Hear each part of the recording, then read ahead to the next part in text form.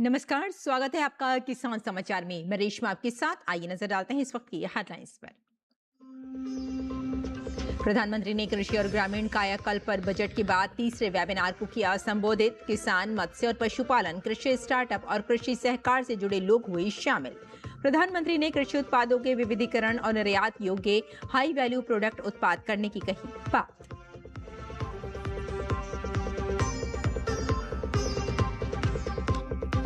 प्रधानमंत्री ने वैश्विक बाजार के लिए प्राकृतिक खेती और जैविक खेती और मत्स्य पालन को बढ़ावा देने की कही बात। क्वालिटी, ब्रांडिंग और स्टैंडर्ड को प्रमोट करने का किया आग्रह।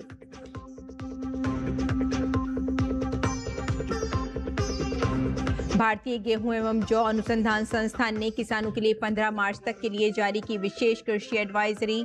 पानी की बचत और फसल को रोगों व कीटों से सुरक्षित रखने के लिए समय पर सिंचाई प्रबंधन की दी सलाह।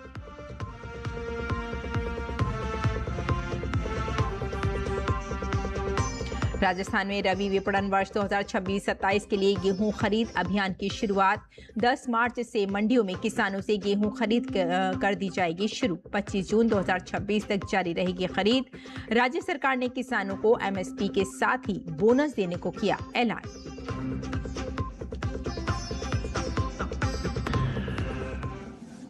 और अब समाचार विस्तार से। बजट के बाद तीसरे वेबिनार का आयोजन हुआ। यह वेबिनार कृषि और ग्रामीण कायाकल्प पर आधारित रहा। वेबिनार में किसान, मत्स्य और पशुपालक, कृषि स्टार्टअप और कृषि सहकारी से जुड़े लोग शामिल हुए। प्रधानमंत्री ने इसमें शिरकत की। उन्होंने कृषि उत्पादों के विविधीकरण और निर्यात योग्य हाई वैल्यू प्रोडक्ट उत्पाद करने की बात कही। पास डाइवर्स क्लाइमेट है, हमें इसका पूरा फायदा उठाना है। एग्रो क्लाइमेटिक जोन, उस विषय में हम बहुत समृद्ध हैं। इस साल का बजट इन सब बातों के लिए अनगिनत नए अवसर देने वाला बजट है। प्रोडक्टिविटी बढ़ाने की दिशा तय करता है और एक्सपोर्ट स्ट्रेंथ को बढ़ावा देता है। बजट में हमने हाई वैल्यू एग्रीकल्चर पर फोकस किया है।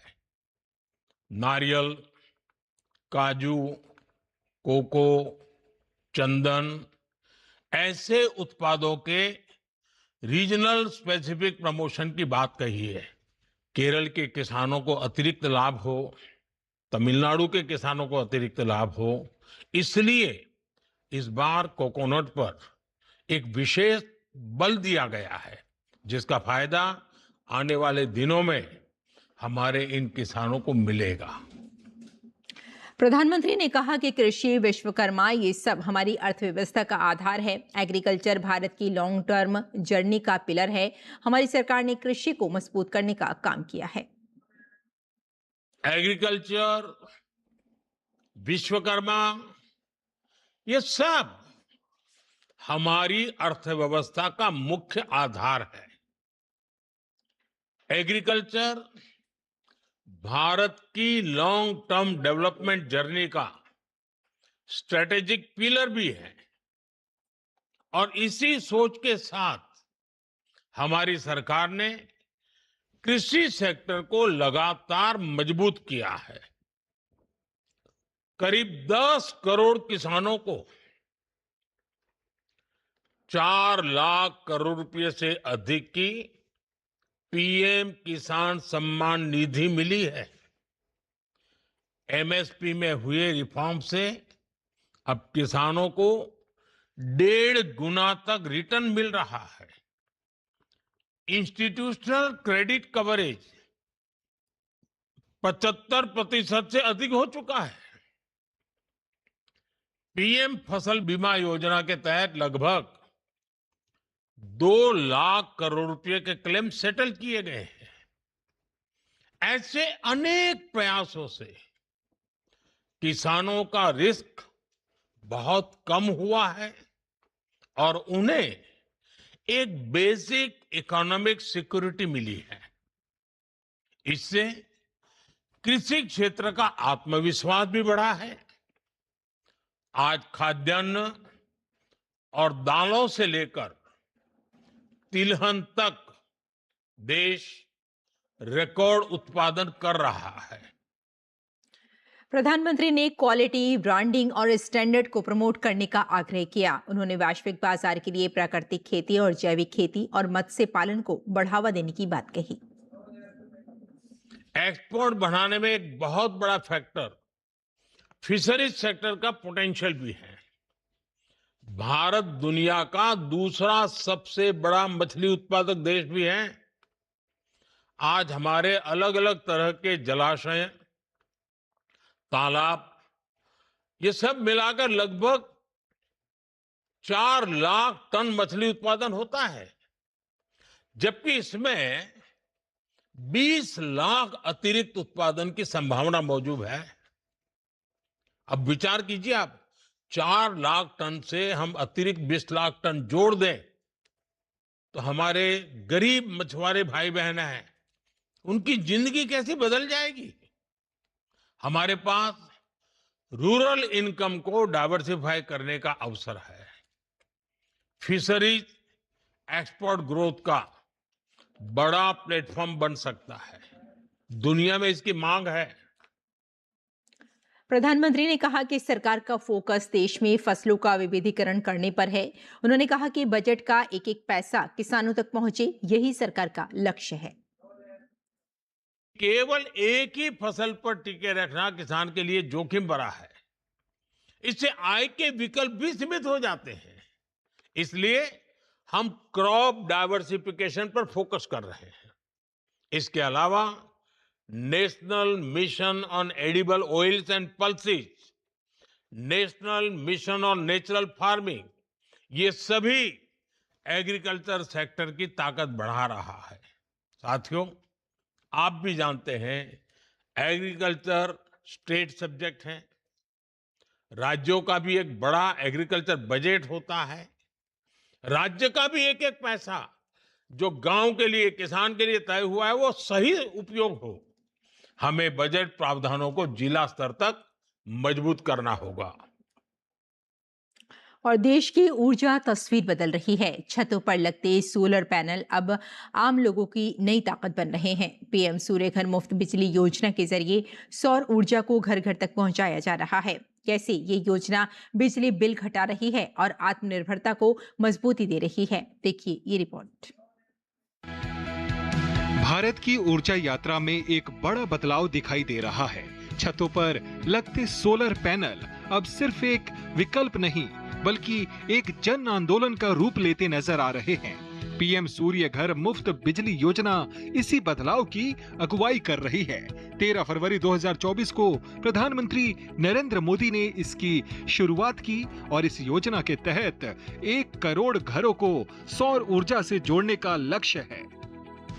योजना के तहत छतों पर सोलर पैनल लगाने के लिए 40% तक सब्सिडी दी जा रही है।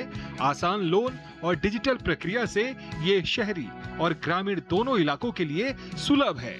योजना का सबसे बड़ा लाभ है बिजली बिल में भारी कमी। 3 किलोवाट की सोलर प्रणाली औसतन 300 यूनिट से ज्यादा बिजली हर महीने पैदा कर सकती है। जरूरत से ज्यादा बिजली को डिस्कॉम को बेचकर अतिरिक्त आय भी कमाई जा सकती है, यानी बचत भी और कमाई भी।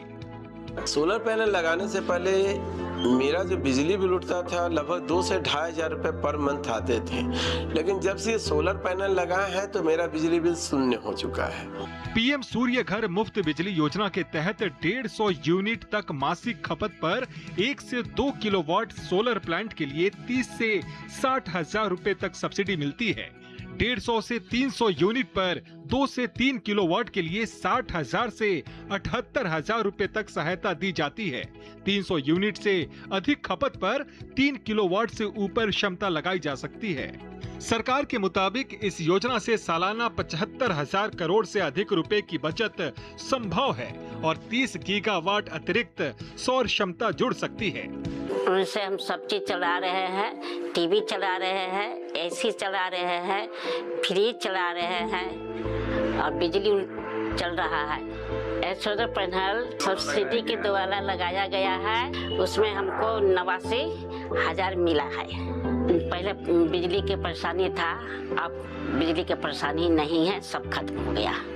अभी तक पीएम सूर्य घर योजना के तहत करीब 62,69,000 से अधिक आवेदन किए गए हैं। 24,85,000 के करीब सोलर पैनल इंस्टॉलेशन हो चुका है, जिनमें 30,82,000 से अधिक घरों को कवर किया गया है। इसके जरिए 9,000 मेगावाट से अधिक बिजली उत्पन्न हो रही है। पीएम सूर्य घर मुफ्त बिजली योजना के तहत करीब 17,682 करोड़ रुपए की सब्सिडी प्रदान की गई है। रोजगार के मोर्चे पर भी योजना असर दिखा रही है। मैन्युफैक्चरिंग, इंस्टॉलेशन और मेंटेनेंस जैसे क्षेत्रों में लाखों नए अवसर बनने की उम्मीद है। इस योजना का लाभ लेने के लिए परिवार भारतीय नागरिक होना चाहिए। घर की छत सोलर पैनल के लिए उपयुक्त होनी चाहिए। वैध बिजली कनेक्शन होना जरूरी है और पहले किसी दूसरी सोलर सब्सिडी का लाभ न लिया गया हो। Initially, we used to have bill in summers ranging from 9,000 to 12,000 and in winters from 6,000 to 8,000. Thanks to MNRE, now I have zero bill. I consume less than what I generate. PM Surya Ghar Yojana सिर्फ बिजली की बचत नहीं बल्कि आत्मनिर्भर भारत और ऊर्जा सुरक्षा की दिशा में एक मजबूत कदम है। Bureau report, DD news. और भारतीय गेहूं एवं जौ अनुसंधान संस्थान IIWBR करनाल ने गेहूं उत्पादक किसानों के लिए 15 मार्च तक के लिए विशेष कृषि एडवाइजरी जारी की है। संस्थान ने पानी की बचत, लागत कम करने और फसल को रोगों व कीटों से सुरक्षित रखने के लिए समय पर और विवेकपूर्ण सिंचाई प्रबंधन की सलाह दी है। संस्थान ने किसानों से कहा है कि सिंचाई से पहले मौसम पूर्वानुमान पर नजर रखें। बारिश की संभावना होने पर सिंचाई से बचें ताकि खेत में जल भराव की स्थिति न बने। किसानों को सलाह दी गई है कि वे धारीदार रतुआ यानी पीला रतुआ, भूरा या काला रतुआ का कोई भी प्रकोप होने पर नियमित रूप से अपनी फसल का निरीक्षण करें। यदि किसान अपने गेहूं के खेतों में रतुआ का प्रकोप देखते हैं और इसकी पुष्टि करते हैं तो प्रोपिकोनाजोल 25 EC का एक छिड़काव करने की सलाह दी गई है। राजस्थान में रबी विपणन वर्ष 2026-27 के लिए गेहूं खरीद अभियान की शुरुआत कर दी गई है। 10 मार्च से मंडियों में गेहूं खरीद किसानों से शुरू कर दी जाएगी। यह खरीद 25 जून 2026 तक चलेगी। राज्य सरकार ने किसानों को MSP देने के साथ ही बोनस देने का ऐलान किया है। रबी सीजन की मुख्य फसल गेहूं की कटाई देश के ज्यादातर हिस्सों में लगभग अंतिम चरण में है। ऐसे में अब मैदानी राज्यों में गेहूं खरीद की तैयारी तेज हो गई है। राजस्थान में गेहूं खरीद प्रक्रिया शुरू कर दी गई है। इसके साथ ही राजस्थान के मुख्यमंत्री भजनलाल शर्मा ने गेहूं पर 150 रुपए बोनस देने की घोषणा कर की मंजूरी दे दी है। राजस्थान सरकार ने कुछ सप्ताह पहले पेश किए गए अपने बजट में गेहूं किसानों को बोनस देने का प्रावधान किया था, जिसे कैबिनेट की मंजूरी मिल गई है। और मध्य प्रदेश के मुख्यमंत्री डॉक्टर मोहन यादव ने निर्देश दिए हैं कि गेहूं उपार्जन प्रक्रिया में किसानों को किसी भी तरह की परेशानी नहीं होनी चाहिए। उन्होंने जिला कलेक्टरों से किसानों के सत्यापन, उपार्जन केंद्रों पर बारदानों की उपलब्धता और समय पर भुगतान सुनिश्चित करने को कहा है। सरकार ने के अनुसार मध्य प्रदेश में गेहूं और खरीदी इंदौर, उज्जैन, भोपाल और नर्मदापुरम संभाग में 16 मार्च से 5 मई तक होगी। वहीं जबलपुर, ग्वालियर, रीवा, शहडोल और साथ में चंबल और सागर संभाग में 23 मार्च से 12 मई तक खरीदी की जाएगी। किसान 7 मार्च तक पंजीयन करा सकेंगे। मुख्यमंत्री ने उपार्जन केंद्रों पर सभी आवश्यक सुविधाएं उपलब्ध कराई हैं और किसानों को सही जानकारी देने के निर्देश भी दिए हैं। छत्तीसगढ़ का बस्तर एक ऐसा इलाका जो कभी नक्सल हिंसा और बारूद की गंध से पहचाना जाता था, लेकिन अब यही बस्तर कॉफी की खुशबू से नई पहचान गढ़ रहा है। जहां कभी गोलियों की गूंज सुनाई देती थी, अब वहां कॉफी के पौधों की हरियाली उम्मीद की कहानी लिख रही है। देखिए छत्तीसगढ़ के बस्तर से डीडी न्यूज के संवाददाता की ग्राउंड रिपोर्ट। छत्तीसगढ़ के बस्तर जिले का दरभा ब्लॉक, जो कभी नक्सल प्रभावित क्षेत्र के रूप में जाना जाता था, आज विकास और आत्मनिर्भरता की नई मिसाल बन रहा है। जिस जमीन पर कभी असुरक्षा और संघर्ष की कहानियां लिखी जाती थीं, आज उसी मिट्टी में कॉफी की फसल लहलहा रही है। बेहतर गुणवत्ता वाला उत्पादन हासिल करने के लिए 70 से अधिक आदिवासी किसान दिन रात मेहनत कर रहे हैं। उनकी इस मेहनत का ही परिणाम है कि वर्ष 2021 में महज 20 एकड़ से शुरू हुई कॉफी की खेती आज बढ़कर 320 एकड़ तक फैल चुकी है। ये विस्तार सिर्फ खेती का नहीं बल्कि उम्मीदों और विश्वास का भी है। बस्तर के आदिवासी बताते हैं कि जहां कभी डर का माहौल था, आज वहां कॉफी की खेती से गांव में रोजगार के साथ आमदनी भी बढ़ रही है। एक सूटेबल क्लाइमेट है हमारा अलग तरह से हॉर्टिकल्चर प्रोडक्ट्स के लिए। कॉफ़ी के क्षेत्र में भी काफ़ी अग्रणीय हो गया है और हमारे कॉफ़ी का जो क्वालिटी है वो भी अन्य क्षेत्र में पाई जाने वाली कॉफ़ी से बहुत ही अच्छा है। जितना रकबा हमने इसका बढ़ाया है तो हमें उम्मीद है कि आने वाले भविष्य में हमारे क्षेत्र के किसानों के लिए और हमारे क्षेत्र के जो एंटरप्रेन्योर्स हैं उन दोनों के लिए इसमें बहुत अच्छी एक अपॉर्चुनिटी है। देश के अंदर बल्कि पूरे विश्व के अंदर अपना एक अलग स्थान बनाएगी। यहाँ की प्राकृतिक संसाधन को देखते हुए हमने कॉफ़ी की 2 स्पीसीज का हमने प्रयोग किया था, जिसमें से C/R Chandragiri dwarf, B4 selection 8 selection 9 इसका हमने ट्रायल किया था।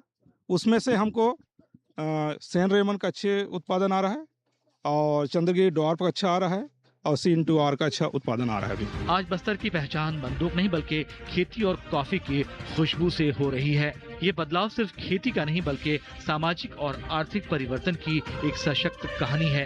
एक ऐसा बदलाव जो बताता है कि विकास की राह पर बढ़ते कदम किसी भी क्षेत्र की तकदीर बदल सकते हैं। रोजी रोटी मिल रहा है, यहाँ पर मजदूरी लोग काम कर रहे हैं, महिला लोग आके यहाँ पर काम चल रहा है। यहाँ पर जब से कॉफी का उत्पादन हुआ है तब से सब चीज ठीक हो रहा है। पहले तो यहाँ नक्सली के नाम से जानते थे, अब तो कॉफी के नाम से जानते हैं। कॉफी हो रहा है करके। एक दौर था जब बस्तर का नाम नक्सल हिंसा और गोलियों की गूंज के लिए बदनाम था, लेकिन समय बदला है, हालात बदले हैं और अब तस्वीर भी बदल चुकी है। बस्तर के दरबा में बस्तर कॉफी की खेती हो रही है। एक समय जहां पर बस्तर के जंगलों में नक्सलियों की गोली की आवाज सुनाई देती थी, लेकिन अब दरबा में कॉफी की खेती हो रही है। बस्तर अब पूरी तरह से बदल रहा है। Somesh Patel, DD news, Bastar. और किसान इस मौसम में कैसे रखें अपनी खेती का ख्याल, आइए जानते हैं।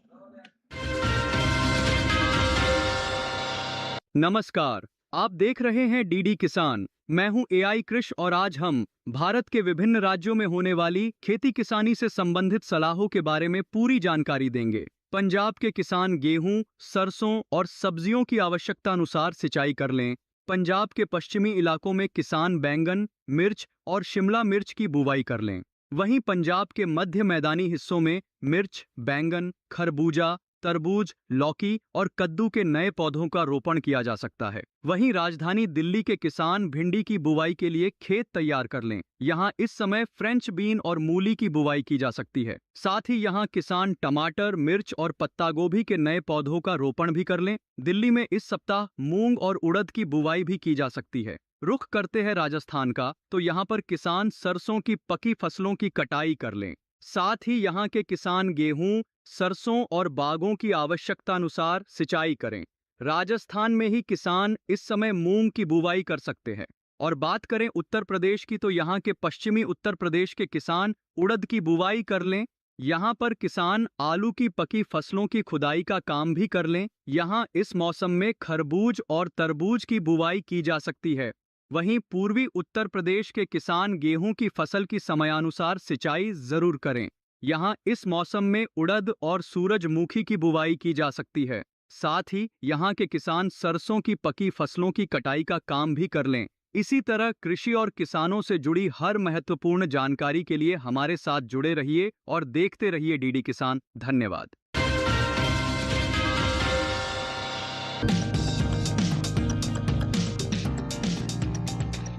ये समय करेले की बुआई के लिए काफी बेहतर है। करेले की बुआई के लिए 1 हेक्टेयर के लिए 5 से 6 किलो बीज पर्याप्त है। बुआई करते समय ध्यान रखें कि पंक्ति से पंक्ति की दूरी 120 सेंटीमीटर और पौध से पौध की दूरी 60 सेंटीमीटर रखें। किसान करेले की कई किस्मों की बुआई कर सकते हैं, जैसे पूसा विशेष करेले की इस किस्म की बुआई उत्तरी भारत के मैदानी क्षेत्रों, खासकर हरियाणा और दिल्ली में की जा सकती है। इस किस्म की 1 हेक्टेयर में 150 क्विंटल तक पैदावार ले सकते हैं। इसका फल मोटा, मध्यम लंबाई वाला और चमकदार व हरा होता है। इसके अलावा पूसा औषधि सिलेक्शन एक किस्म भी लगाई जा सकती है। ये किस्म राजस्थान, गुजरात, हरियाणा और दिल्ली में लगाने के लिए उपयुक्त है। 1 हेक्टेयर में 198 क्विंटल पैदावार ली जा सकती है। इसका फल हल्के हरे रंग का और मध्यम लंबाई वाला होता है। किसान करेले की पूसा हाइब्रिड 1 की बुआई भी कर सकते हैं। उत्तरी भारत के मैदानी इलाकों में इसकी बुआई की जा सकती है। 1 हेक्टेयर में 200 क्विंटल तक की पैदावार ली जा सकती है। इसका फल मध्यम लंबाई और मध्यम मोटाई वाला होता है। इनके अलावा किसान पूसा हाइब्रिड 2 की भी बुआई कर सकते हैं। 1 हेक्टेयर में 180 क्विंटल तक फसल ली जा सकती है।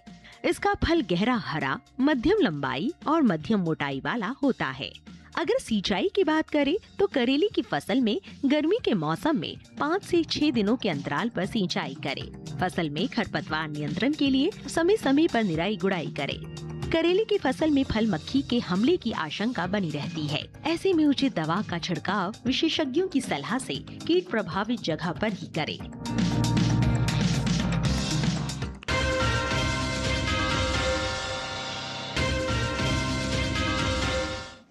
और खेती किसानी के साथ साथ आइए नजर डाल लेते हैं कुछ और महत्वपूर्ण खबरों पर। खास खबर में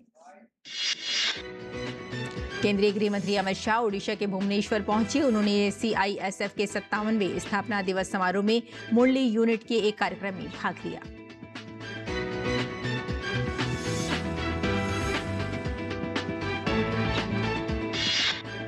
रक्षा मंत्री राजनाथ सिंह कोलकाता में सागर संकल्प सम्मेलन में शामिल हुए। इस दौरान उन्होंने मिडिल ईस्ट के हालात और उसके असर की बात की। उन्होंने कहा कि स्टेट ऑफ हुर्मुज या पूरा पर्शियन गल्फ क्षेत्र दुनिया की एनर्जी सिक्योरिटी का एक बहुत अहम क्षेत्र है। रक्षा मंत्री राजनाथ सिंह ने कहा कि इंडियन नेवी की रेडीनेस, ऑपरेशन सिंदूर जैसे अभियानों की सफलता और आत्मनिर्भरता की दिशा में बढ़ते कदम, ये सभी संकेत देते हैं कि भारत का रक्षा क्षेत्र सही दिशा में आगे बढ़ रहा है। भारतीय वायुसेना का एक सुखाई 30 MKI लड़ाकू विमान प्रशिक्षण मिशन के दौरान असम के कार्बी आंगलोंग जिले के पहाड़ी इलाके में दुर्घटनाग्रस्त हो गया। ये हादसा जोरहाट से लगभग 60 किलोमीटर दूर हुआ।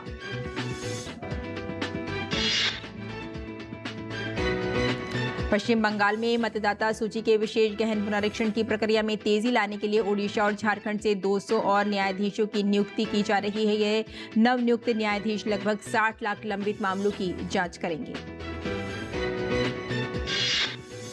केंद्रीय मंत्री कीर्तिवर्धन सिंह ने कहा कि भारत ने न्यूक्लियर सेक्टर में प्राइवेट और विदेशी इन्वेस्टमेंट को आकर्षित करने के लिए एक मॉडर्न लीगल फ्रेमवर्क पेश किया है।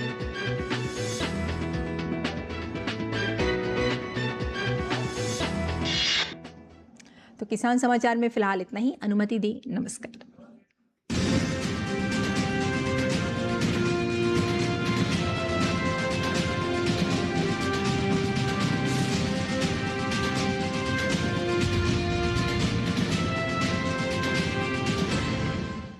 गांव में